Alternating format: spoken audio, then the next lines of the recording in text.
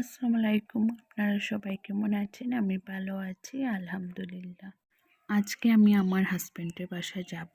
উনি আমাকে নিতে আসবেন। তো ওনার জন্য সব কিছু রান্নার প্রিপারেশন চলছে। তো উনি এসেছিলেন ৬টার সময়। তো উনি যখন গুয়াহাটিতে গিয়েছিলেন আমাকে আমার বাবার বাসাতে দিয়ে উনি গিয়েছিলেন।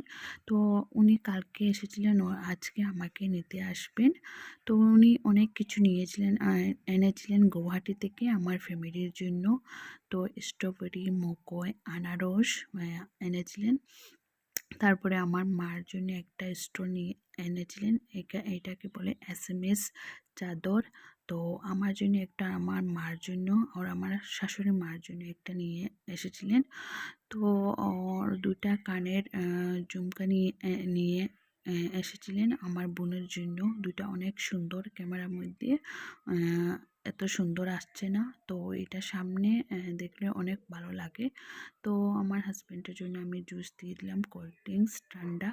তো উনি খেয়েছিলেন। তারপরে উনি অনেক কিছু নিয়ে এসেছিলেন আমার ফ্যামিলির জন্য।